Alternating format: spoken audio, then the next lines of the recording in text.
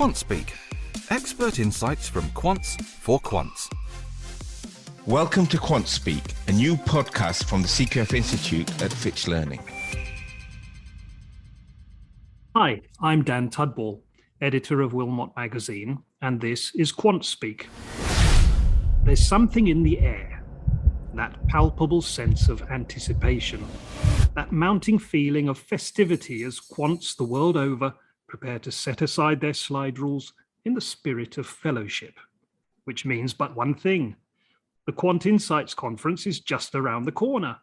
Now, someone who knows a little something about anticipation in the markets context is Dr. Grant Fuller, co-founder and CEO of Irithmics, who's joining me today to talk about the brilliant lineup of speakers amongst which he's included at Quant Insights this October.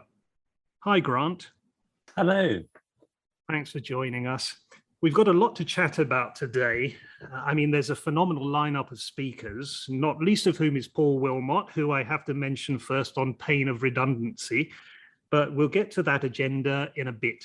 I also want to take the opportunity to explore your own journey in finance.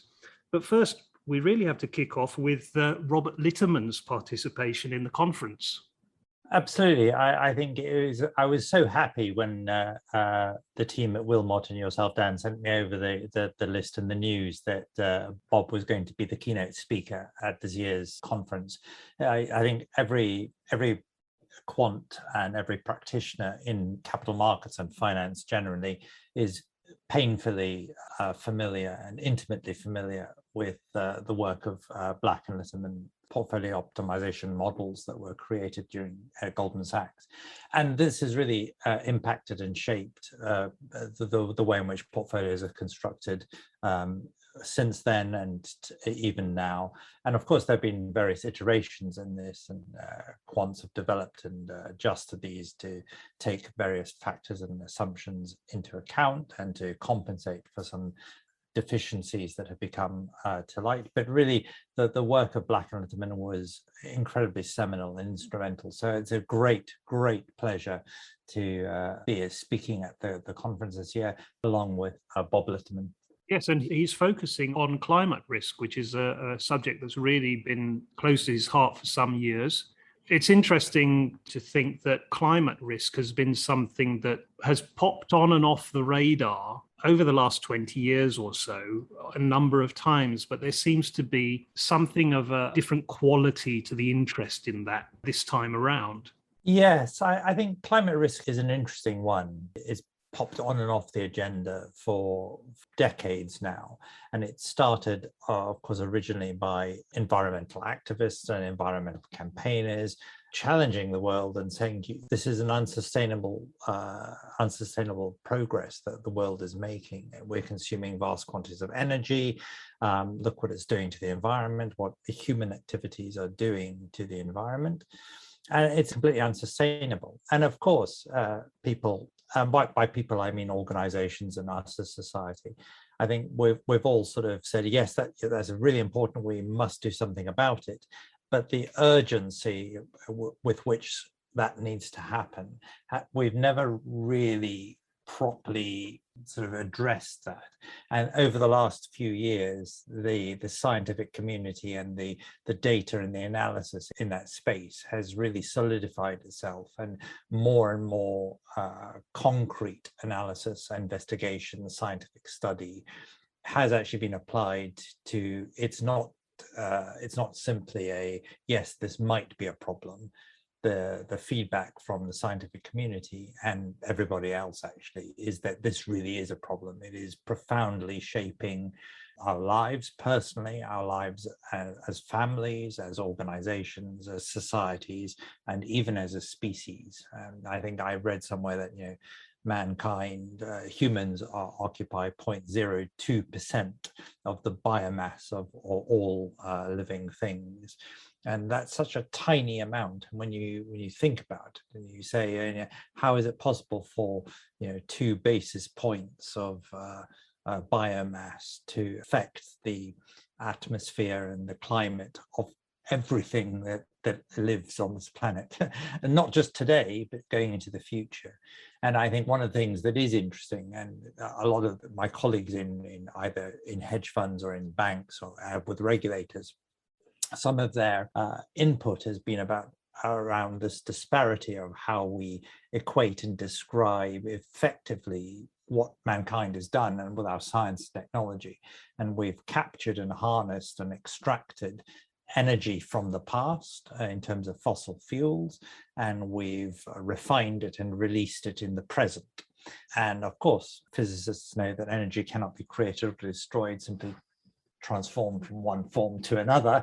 And so, yes, we've released it in the present, and now the consequences of that are rippling forward into the future, principally in terms of sustainability, the loss of biodiversity, and as you mentioned, Dan, Robert Litterman's talk on climate change and climate risk. And so it's absolutely fascinating to see how the financial quant community is beginning to apply their thinking and their methodologies and their processes, and how finance as a whole, the industry as a whole, is beginning to turn and use some of its tools, the tools and technologies that finance has created, principally trade and introduce those with capital to those looking for capital. I know he's not on the agenda of this Quant conference, but Cliff Asness from AQR recently posted a blog post about how shorting firms that have less than desirable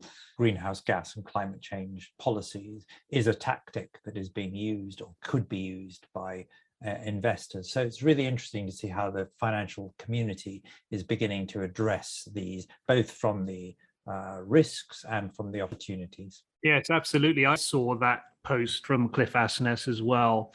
It's an indication of how the ability to really factorize climate-related data now, it really shows how far technology has advanced. It really shows how sophisticated financial thinking is allowed to be now.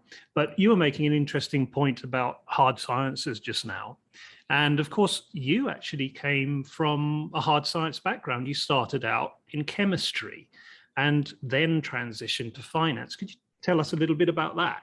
It's one of these things you sort of look back on your life and your career. I'm not being too nostalgic, but you look back and you think, well, how on earth did I get here? And of course, all of these things are little micro steps. I remember one of my roommates at university, a very good friend actually, was an economist. And I remember having the conversation with him about how I didn't quite see the point in economics. I didn't understand why people would study economics when, you know, the real progress in the world was happening in science and in maths. And, you know, I loved chemistry. I still do, actually. It's one of the journals, nature journals that I subscribe to related to chemistry. And I find that fascinating. So as things progress and as your career progresses, and when I finished off at St Andrews and I ended up moving down to work for a while in the university in Cambridge, and that was really interesting. And of course, you get more and more involved with the practical applications of things on the peripheral of your main focus and discipline, which in my case was NMR, nuclear magnetic resonance, and carbohydrate chemistry, was the chemistry side. But of course, all of that touches on mathematics. And over time, you end up meeting new people, you're being asked to a job interview. And in my case, it was in the foreign exchange risk of the Bank of Tokyo Mitsubishi, which is where I settled for quite a few years, actually. And that's where I became completely hypnotized by the concept of quantifying and measuring and monitoring and then managing risk. And it was only at that point that I realized these are real problems, and you know, you can solve them or you can certainly think about them and describe them mathematically. And some of the same techniques and technologies and approaches and methodologies that we'd been using in the hard sciences around Fourier transformation of nuclear magnetic resonance spectroscopy could still be applied in terms of option pricing. And that would have very similar, you know, I could understand that. This little light sparked in my in my head about how you go from hard science into something that I honestly would never thought I would have found myself in. And of course, over the past few years, with the evolution trajectory of Irithmics, more and more of the sciences that we're now thinking about. In fact, I have a long-standing joke with an incredibly good friend of mine about how he thinks I'm becoming a sociologist, and because I'm studying more and more sociology-based papers and social science-based papers. I don't mean finance in the economics side of stuff. I mean the die-hard sociology, where we're looking at the populations and the interactions of communities and the social networks that, well, everyone is associated or is familiar with in terms of Facebook and LinkedIn and that side of stuff, and the mathematics around how you describe those. And so that's how I progressed into finance. It wasn't something that I woke up and I thought, right, I'm going to go and work in the city. Serendipity landed me in that position, and it's something that I'm very grateful for because I enjoy it. I find it intellectually very stimulating. I, of course, am still very much connected with my academic roots. I think every year I work with, or Irithmics gives some of its data that is generated by its AI, which we'll talk about in the conference, I'm sure. Every year, one or two master's students from the University of St Andrews principally produce some incredibly brilliant academic work, and they are able to find some value in the data that we provide them for that as well. So I like remaining in contact with academic roots and staying in touch with places. I think it's not something I want to forget, but I am where I am, and that means at the moment reading sociology papers and trying to understand how we can use some incredibly clever technology, which also features in the rest of some of the panel debates that are happening at the conference around artificial intelligence and machine learning, and how we can begin to push the envelope of what is possible. And I think that is something that I'm really fascinated by. I'm very much looking forward to listening to that panel debate about how we can push the envelope of that. Definitely. We'll get on to the panels, but it's interesting. We just recorded a chat with Laura Ballotta yesterday, and it was Fourier transforms at use in her latest research, looking at ratchet type insurance products. Fourier transforms providing a way to bring the disparate financial and insurance related dynamics together. Let's move on to the speaker lineup, because it's quite a list. We've got Paul Wilmot, Robert Litterman, Harriet Gaman, Alexander Lipton, Jesper Andresen, Alexander Antonov, Katja Baba, Blanca Horvath, Graham Giller, Stephen Schulis, Philip Onrot, Misha Famitsky, Ryan Ferguson, and yourself. Those are just the people who are presenting standalone talks. Yeah, it's no wonder it goes over 2 days, actually. And I think one of the brilliant things about these virtual conferences and virtual events is just the diversity of people that you can bring in and you can listen to. And also the audience, the fact that this year's conference is open to anybody with an internet connection can dial in. It's fascinating how in the response to the pandemic, I think everyone has become much more comfortable and much easier with this online virtual events. Yes, they take away a little bit from the in-person interactions that you have. It's really fascinating to meet somebody that you are probably never going to meet ever again over a coffee and a croissant or over a sandwich at lunchtime in one of the breakout sessions, and just think, this is a fantastic conversation. Some of the you were talking about the progression, how I ended up in finance. Some of the most rewarding conversations that I've had with students over the past years, and many of them have ended up working with us as a result of that, have been these incidental conversations you have over a coffee or a sandwich at a conference. I would never have met that person. I would never have learned what that person has to offer if they hadn't said, "Oh, have you found this conference interesting?" or "I really enjoyed your talk," or something else like that. And that's spontaneity of those conversations I do desperately miss. It's interesting when we end up in this hybrid event where some in-person talks and some virtual. And so everyone's trying to figure out how the new world order in the post-COVID climate works. And I think this is a great way forward.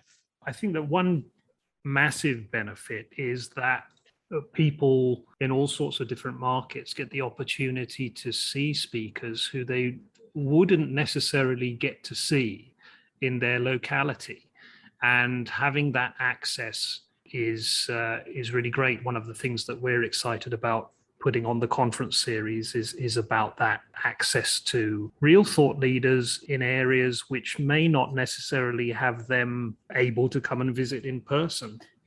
So are there any particular talks that you're specifically looking forward to out of the list of speakers there? That's a really hard question, right? Really hard, because it's like a kid going into a candy store. I'm reminded of that fantastic Eleanor Roosevelt quote that small minds talk about people, medium minds talk about events, and great minds talk about ideas. And one of the things that I'm really looking forward to is learning some ideas from people. I think that's one of the interesting things about a conference of this caliber, and where the speakers are of this caliber, is that they're not simply explaining or teaching things everyone generally knows. They're talking about ideas that are at the cutting edge of where our industry is and our discipline is. And that's where progress will happen. That's where Bob Litterman's talk about climate risk, it comes from. It's at the bleeding edge of quantifying and describing this discipline and this thought process. And the panel debates as well are all of which are exactly about ideas. We're talking about the origins and the history of volatility. And of course, volatility brings uncertainty and risk. And the quants that produce models, they try and split volatility out into two. One that creates opportunities for them to exploit and profit from, and the other is risks that they need to mitigate and control. And by splitting and bifurcating this approach out, they're able to hopefully profit and certainly not suffer a loss for themselves and for their clients. And I think that the panel debate that I am really going to be glued to is the one about how AI, artificial intelligence, can be pushed further, rather than simply being a tool like linear regression or Fourier transformation, as you mentioned before. Turn it into an actual ally and an asset that we can work with and extend in the same way as we do incredible things with computer vision. But I think it would be interesting to see how quants can go beyond watching a cat sing the latest top 10 hit music and do something a bit more cerebral and a bit more constructive. Absolutely. It's quite a smorgasbord, I suppose, of topics the speakers are presenting. And in a way, it's kind of very much a snapshot of where we are. And where we are is, it's been quite a journey, especially since the financial crisis, 2008, 2009. And then we have the pandemic years, very definitive, the kind of confluence of technology, the way that we look at handling data, the way that this has created opportunities to think differently about the market. So we've got Alexander Lipton talking about decentralized finance and central bank digital coins and so on. We've got Blanca Horvath talking about model governance by using data-driven market generators. And then we have Heliot Gaman, who's actually been putting together this research on oil storage and price discovery for about a year now. Really interesting observations from the impact of the pandemic on the way in which energy-related pricing has been impacted. And I think that's going to be very important. It feeds in so much to that climate narrative, as well as how we approach things in the financial markets. You're exactly right. All three of the speakers that you've mentioned, one of the things that stands out for me looking at this speaker list is how everybody is talking about what is coming, right? So as you said, right, Alexander Lipton looking at digital coins and decentralized finance. This is technology. Yes, it's here now, and organizations are trying to work out how to make best use of that. But here we have the concept again of somebody sitting down and expressing a highly articulated and well thought out idea on what this means for us as an industry, us as societies all over the planet in different constraints that exist on those societies. And then, as you said, right, the model governance, it's so easy to forget or remember, whichever side of the coin you want to be, that everything we do in quant finance ultimately touches a model. We're using mathematics to identify some bias in the data and to exploit that bias or protect us from that bias. There's no point in doing any of the stuff that we do, any of the methodologies that we do, if there is no bias. And that's why it's incredibly useful to bear in mind the governance around models and the algorithms that are now capable of generating data, the generative models, in order to try and overcome privacy. The background of Irithmics is in epidemiology and public health. And this is a huge area of research that Irithmics is involved with as well, in how you generate data that is consistent with the sample set that you have, but it isn't data about individuals, so it doesn't touch on any of their privacy. Of course, that raises other sort of conundrums, and I mislove with the whole sort of homophily and the ability to infer the preferences of an individual in a social network based upon their contacts and relationships with other people. Of course, that raises some other conundrums. Talking about seminal ideas, you were with Irithmics, and you were there before the sell-off to MSCI, weren't you? So you would have been involved with quite a few of the people who were there, JP Morgan, before the spin-off and so on. And that was a fundamentally important idea about how we look at risk and so on. Maybe you could tell us a little bit about that step in your journey, that step from Irithmics through Bloomberg to Ernst & Young and so on. What was that period of time like for you? Irithmics is one of the cherished experiences of my professional life. I think both the work and the intellectual stimulation of the problems that I was trying to solve for the clients that we were working with, that was incredible. And also it was just the group of individuals, the minds of people that I work with, my colleagues, I certainly hadn't experienced to that point, even going through all the academics working at St Andrews and in Cambridge, the Bank of Tokyo, all of that. Irithmics was where I first encountered people that had genuinely incredible ideas, and somehow as a collective, as a group, they were able to pull that together and do some incredible things. And you're absolutely right, all of that was way before the spin-off or the sell-off to MSCI. It's interesting how your experience going through life shapes and affects you personally, and then what you do subsequently. The University of St Andrews Economics magazine interviewed me a couple of years ago, and I said the same thing then, that Irithmics had this motto or a little slogan, and that slogan has persisted with me throughout my time since Irithmics. And I would say that is what is carried over and spilt out into Irithmics now.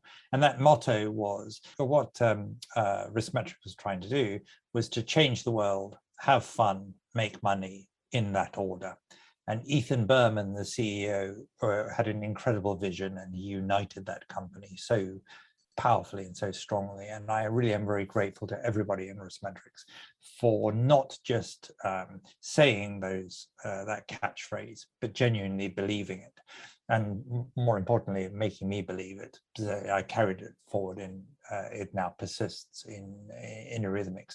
And that's exactly what we're trying to do. We're trying to change the world. We're trying to show corporates and institutional investors, asset managers, and asset owners, importantly, hold up a mirror so they can see how the behavior of other market participants is affecting the risk in their portfolios and the decisions that they're making. So we're not looking at the behavioral finance of how does an individual trader improve their performance. We're holding up a reflection saying, well, actually, the risk to your portfolio exists through the behavior of other people. Everybody who drives knows this, that the chance of you having an accident on the road is actually a function of other people, not just you.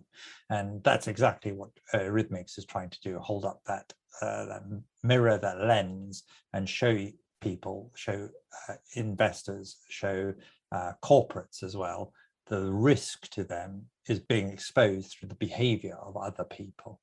And so my journey going from Irithmics to Bloomberg. Bloomberg is an incredibly innovative company.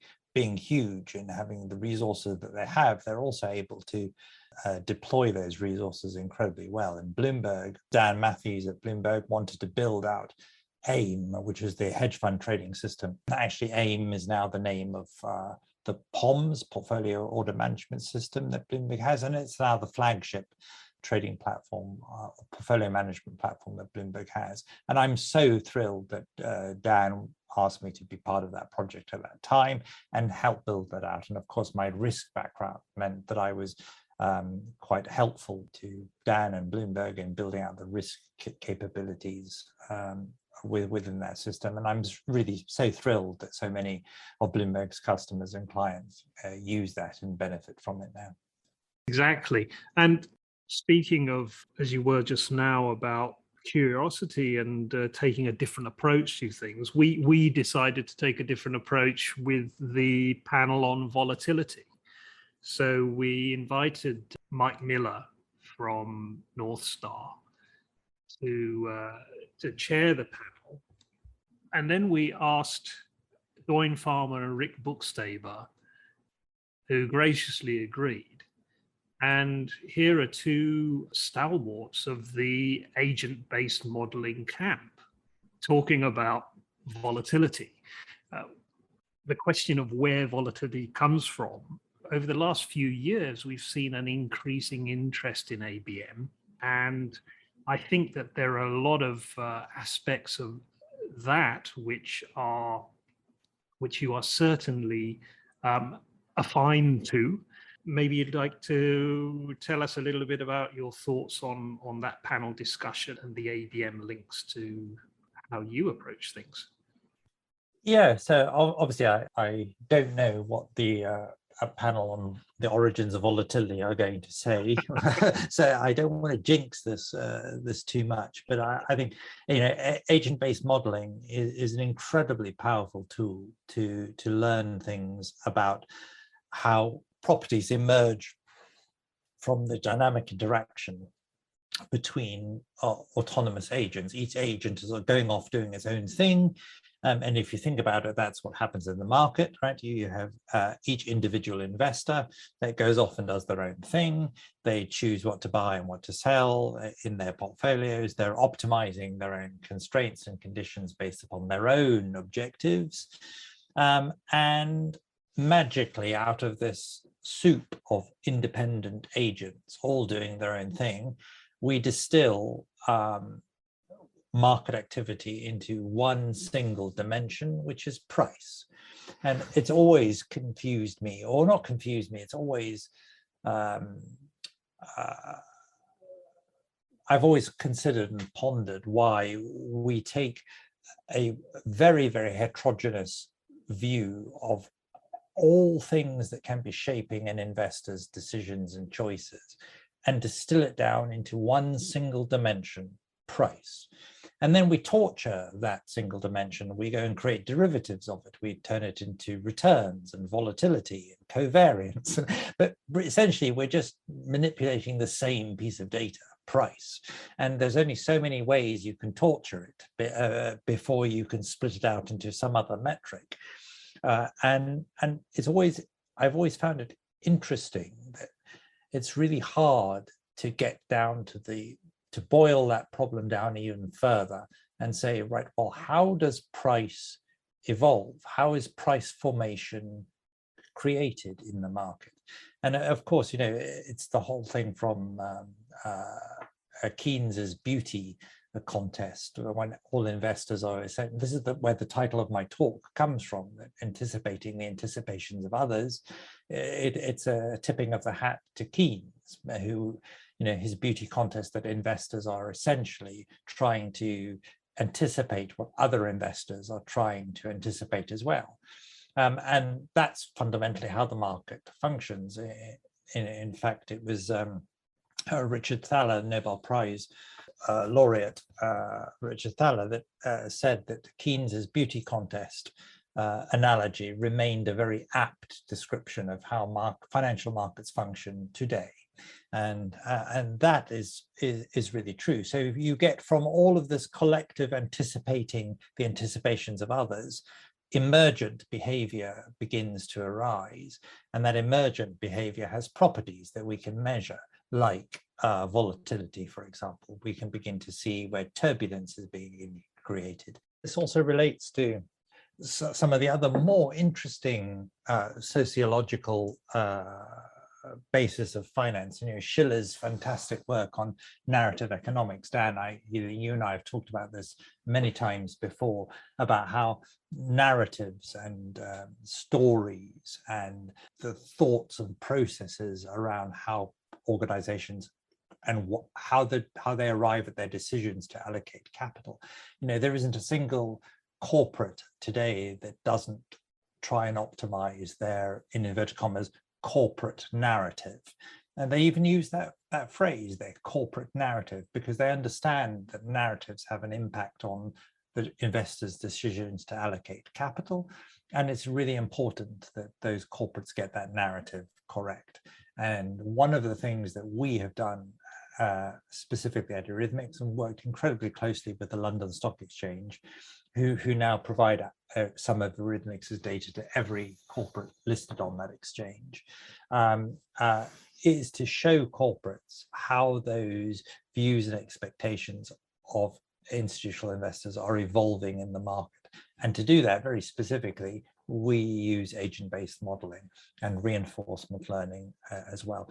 It's actually the properties and the features of agents' ability to anticipate what other agents are doing that allows some of Irithmics' data, particularly the supply and demand pressure data, which is the data we deliver to hedge funds and asset managers, that allows agents to forecast going forward up to 90 days how those agent-based models are anticipating the behavior of other agents 90 days into the future.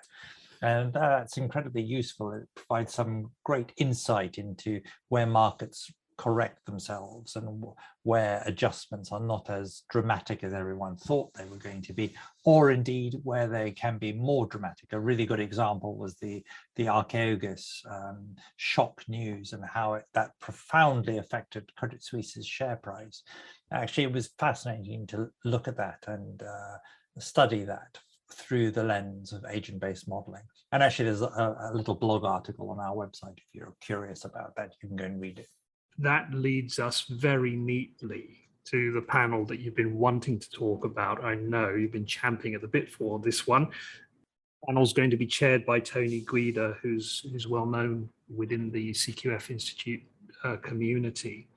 And we have Alexei Kondratiev returning. He spoke at our May conference. He's returning with Blanka Horvath and Alexander Antonov as well on the panel. And the idea behind this, as Tony's put it together, is that machine learning as a subset of artificial intelligence has gained increasing adoption as an important tool in finance over the last decade. So the question arises, however, whether a narrow categorization of machine learning as a tool means that quants are ignoring the potential of artificial intelligence as a paradigm, rather than viewing AI as a means to perpetuate finance in its present form. How might operating in the AI paradigm change finance itself? And with the promise of the quantum era, is it too ambitious for finance researchers to focus on modeling an investment consciousness? So all sorts of big ideas in there. Really interested to hear what your take is on that. Yeah, you're absolutely right. When you say chomping at the bit, that's one of the world's biggest understatements I've ever heard, actually. I'm so excited about this panel debate, because it's about talking about ideas, and it's ideas about how we as a community can, exactly as Tony is asking here, or the panel will be trying to address, is, there's a temptation to try and use machine learning as a tool, as a mathematical tool. I mean, every single person listening to this podcast or attending the conference will have all of the R libraries and the Python libraries that allow them to do this. Anybody can do this. A 12-year-old child at school can do this. And the ability to put data into an algorithm, a piece of machine learning, and get the output. You can do that. The same as a linear regression, exactly the same as Excel did 20, 30 years before. I'm now aging myself horribly, of course, by that statement. But exactly the same as Excel was able to do for decades. We're now putting this technology in this sort of toolkit in the hands of people. But the interesting thing is, do you really just want to make things go better and faster, or do you want to do something really interesting? And everybody talks about disruptive technology, and companies, every single firm wants to be called disruptive and at the bleeding edge and a pioneer doing work. But to be truly disruptive, it doesn't mean you have to do something better or faster than was done before. It doesn't mean you need a new app for someone's iPhone, or a new website, or a new marketing campaign. That's not being disruptive. To be truly disruptive, you need to do something that nobody even thought was possible before. You need to be Steve Jobs and stand on the stage and hold up this iPhone. And now today, every single smartphone looks like the iPhone. That is how seminal and disruptive that activity of Apple was. It was incredible. And where this panel is really lighting a little spark and saying, do you know what, let's put away with the way things are currently done. And yes, this is how we use the technology today. But where will we use this technology tomorrow? And what are the capabilities of having a machine, as the panel abstract says, this investment consciousness? Because the work that we do at Irithmics today, now, every corporate listed on the London Stock Exchange receives this data. So it's live. They've done so since 2018. Is the ability to try and decode what are these consciousnesses, to paraphrase the panel discussion's topic, that persist within the market, because you can identify them, and you can use machine learning and AI to identify them, to recognize them, to classify them, to decode them. And if you can do all of that, if you can recognize, you can classify, you can decode, you can anticipate. And that is the subject of my talk, the ability to anticipate. And the only way we're doing that is by using artificial intelligence to anticipate the anticipations of others. Brilliant. That's great, Grant. I'm very much looking forward to seeing your talk and everybody else's presentations at the conference. Thank you so much for joining me today.